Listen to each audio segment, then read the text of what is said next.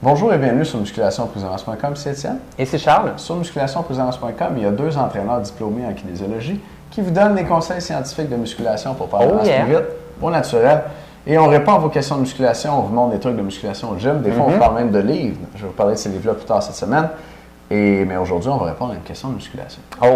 La question aujourd'hui est de Mathieu de Québec. Est-ce que tu allais nous parler des t-shirts, Charles, ou Jules? Peut-être un petit peu, parce que comme vous avez pu voir, puis peut-être vous avez vu notre vidéo où on vous parle amplement de notre offre cette semaine sur les t-shirts.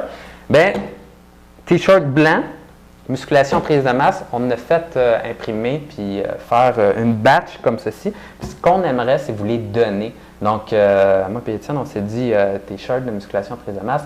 Tout le monde au Québec doit vouloir porter un t-shirt de musculation prise de masse. Mais si ça vous tente, vous autres, puis le porter à votre gym, ils sont super confortables, sont ajustés, sont cool. Puis, on vous les donne pour vous faire plaisir parce qu'on est content de vous avoir avec notre site puis pouvoir vous aider à prendre plus de masse musculaire puis être plus en santé. Donc, si vous en voulez un, ça ressemble à ça. Puis, dans le dos, il y a également le logo de musculation prise de masse. Donc, l'offre est seulement disponible cette semaine seulement. C'est gratuit. Seulement payer le frais de shipping pour recevoir le T-shirt. Puis, on vous envoie ça par la poste. Le reste des informations est en bas du vidéo ici. All right. Et maintenant, je vais répondre à la question de Mathieu de Québec. Mathieu qui est membre avec nous, merci. S'entraîne en musculation depuis 1 an, mesure 6 pieds, pèse 156 livres et a 10 de gras. Sa question, salut les gars, j'ai réussi à passer de 18 à 11 de gras dernièrement. Félicitations, c'est pas mal bon. Je commence à voir mes abdos, nice. Mais il manque de définition. J'ai bien beau continuer à manger mes 6 repas par jour, à couper mes calories, couper encore les glucides. Sans résultat, j'ai peur que si je coupe trop, j'affecte ma masse musculaire. C'est toujours un problème, c'est sûr, quand on restreint les calories. Par hasard, je suis tombé sur un protocole appelé intermittent fasting, oui, que l'on peut traduire librement comme le jeûne alterné, oui. Avez-vous déjà entendu parler de ça? Oui. Il s'agit d'une période de temps dans la journée qu'on mange toutes nos calories et que le reste de la journée, une bonne partie de la nuit, on boit de l'eau et des BCAA. Présentement, je fais mon split et 4-20. 4 heures, je mange et 20 heures à jeun. En une semaine de ce protocole, j'ai perdu 1% de gras. Je trouve ça assez impressionnant. Nice. Peut-être qu'avant de sauter trop vite aux conclusions, je regarderai comment ça a été mesuré, cette différence de pourcentage de gras-là. Si c'est par bioimpédance ou même par pince, des fois, il peut y avoir des erreurs de mesure. Dans le fond, à part les mesures par scan, qu'on appelle un DEXA, c'est pas toujours fiable, les différences. Donc, peut-être que ça pourrait être dû à une erreur de mesure. Je veux pas trop calmer ton enthousiasme, mais il faudrait se prendre un petit peu avec des pincettes. Mes questions, si vous connaissez ce protocole, y a-t-il des effets négatifs à jeûner pendant 20 heures? 2. Toutes les calories que j'ingère en 3 repas sont-ils toutes absorbées ou j'en évacue une partie? Genre, t'en fais rentrer trop vite. On va dire ça. Merci d'avance. Votre site est très complet et vous motivez sûrement beaucoup de gens. Oui, on se fait pas mal d'emails dans le monde. Oui, je pense que oui, puis on est bien content de le faire.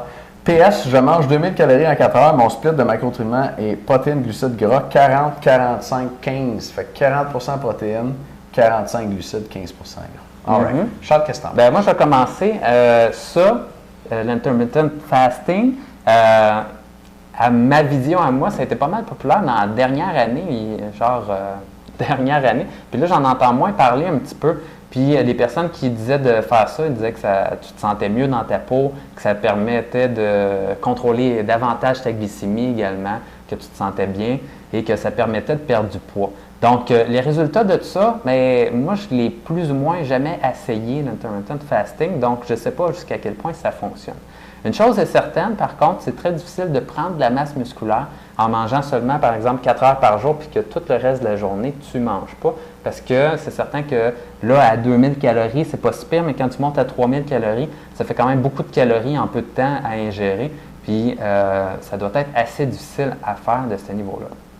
Par contre, pour la perte de poids, là, on se pose la question, c'est-tu mieux de manger des petits repas souvent dans la journée ou manger juste mes calories un bout de temps, puis ensuite de ça, le reste de la journée, je ne mange rien?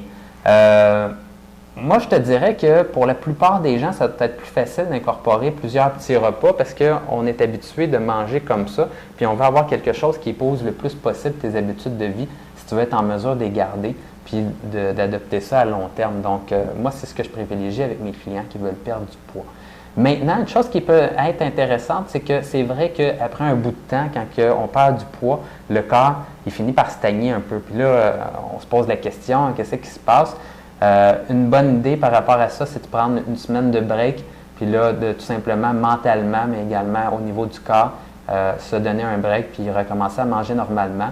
Donc, l'objectif dans cette semaine-là, c'est souvent de juste maintenir son poids ou au pire, prendre une livre, puis ensuite de ça, recommencer à essayer de perdre du poids. Souvent, ça fonctionne pour repartir le mécanisme de perte de poids. Mais ce que tu nous dis avec l'intermittent fasting, ça peut être intéressant également. Puis là, tu nous dis que toi, ça semble bien fonctionner après une semaine. Ça peut faire un effet également sur ton corps, donc de changer la stratégie de perte de poids et que ton corps se dise « OK, mais là, c'est différent, puis je vais recommencer à perdre du poids ».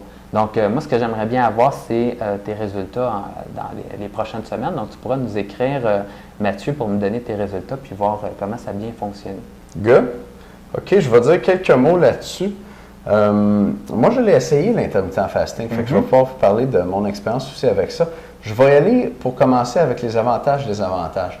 Puis, dans les avantages, je vais me baser sur ce qu'on a vu dans la littérature scientifique, principalement. Ça n'a pas été étudié chez des athlètes puis chez des gens qui veulent prendre de la masse. Ce qu'on sait, c'est que ça améliore le contrôle de la glycémie, donc le métabolisme des glucides, chez les diabétiques. Okay, ça a été mesuré. Je pense qu'ils ont vu ça chez des vrais diabétiques, puis chez des rats en masse, chez des rongeurs.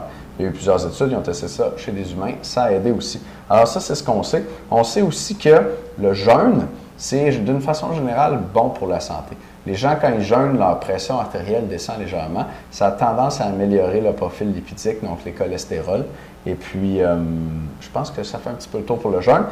Avant de poursuivre, je veux quand même préciser, je ne suis pas un expert, je ne suis pas nutritionniste. Fait que là, je vous donne mon opinion en me basant sur mes lectures puis mon expérience là-dedans. Mais je n'ai pas toutes les connaissances que quelqu'un, par exemple, qui a étudié en nutrition aurait. Alors, autre avantage qu'on a du intermittent fasting, c'est le fait, ça enlève, puis le gars qui l'a inventé, je pense que c'est un Suédois, son site web c'est Lean Gains. Je pense qu'il y a un nom pas mal dur à prononcer, là. Puis il l'écrivait dans la documentation qu'il a mis avec sa version du intermittent fasting. Il dit j'ai commencé à faire ça parce que j'étais obsédé par la nourriture. Puis ça, surtout les ectomorphes, là, ça peut vous arriver. On est concentré sur manger 6 repas par jour. Là, quand tu sautes un repas, tu te sens quasiment mal de ne pas avoir mangé. Après ça, tu te bourres la face au repas suivant. Là, il est 11 h du soir, tu vas te coucher, tu te tapes un gros shake ou une crème glacée ou quelque chose pour compenser. Puis tu manges. Puis à faire ça sur plusieurs années, on développe comme un genre d'obsession de la nourriture. Il y a des gens pour qui ça va être pire que d'autres. C'est sûr que c'est jamais aussi pire que les anorexiques ou les gens qui ont des troubles alimentaires, mais ça peut faire que chez certaines personnes, on va cesser de suivre notre plan alimentaire. C'est là, OK, je suis tanné, fuck that. Je mange quand j'ai faim, puis j'arrête. Mais là, je mange quand j'ai faim, ça ne mange pas pour prendre la masse. Ça prend toujours un surplus. Puis de manger 6 repas par jour, puis d'aller chercher ce surplus-là, ça devient fatigant psychologiquement à moyen long terme. Donc, la raison pour laquelle lui, il a parti ça, c'est que lui, il voulait pouvoir penser à d'autres choses.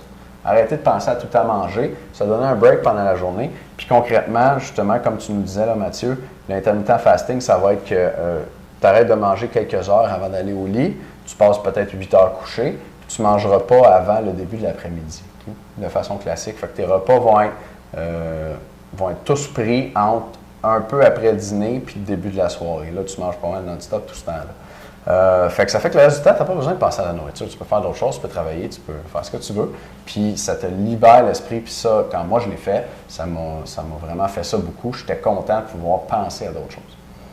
Puis j'étais aussi content d'avoir certains des effets du jeûne qui sont rapportés. Les gens, quand ils jeûnent, ils disent qu'ils ont un léger sentiment d'euphorie. C'est probablement parce qu'il n'y a pas toute l'énergie qui est mise sur la digestion qui est disponible pour autre chose. Donc, ton corps n'est pas comme alourdi. Tu sais, on sait tous comment on se sent après avoir mangé un gros repas. On se sent vraiment patate. Mais un petit repas, ça donne un petit peu cet effet-là. Fait que là, pas de repas pantoute, t'es comme high. T'es high d'avoir les idées claires puis de penser un peu à rien.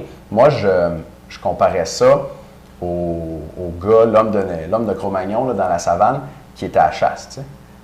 t'as les hormones équilibrées, là, puis t'es aux aguets. Tu es réveillé, puis t'es comme prêt. S'il y avait un lapin qui passait, là, tu pourrais courir après. T'sais. Fait que t'es dans ce feeling-là, puis c'était très le fun. J'étais en maîtrise dans ce temps-là, c'était très le fun pour écrire puis travailler. J'étais bien concentré. Fait que voici une partie de mon expérience et des avantages du intermittent fasting. Dans les désavantages, le principal, je dirais que pour prendre de la masse, c'est pas l'idéal parce que on mange pas longtemps. Fait que là, Charles le disait un peu tantôt aussi, si je veux manger 3000 calories en 4 heures, je suis un homme de taille moyenne, il va falloir que je gaule en taverne.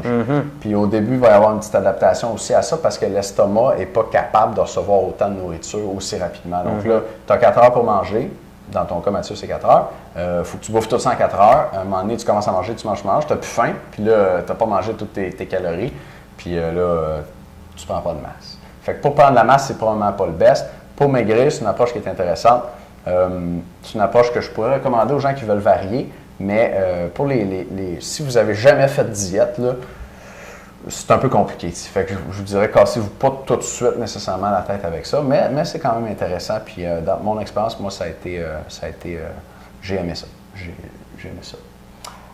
Pour les membres, dans un instant, je vais ajouter un point au niveau de l'exercice. Il faut faire attention au moment où on s'entraîne par rapport à ça dans la journée. Et puis, il y a comme un avantage supplémentaire du intermittent fasting pour les gens qui s'entraînent et qui font de la musculation. Puis, je vais vous dire ça dans une seconde. Oh, bon point. Yeah. OK. À bientôt, les gars.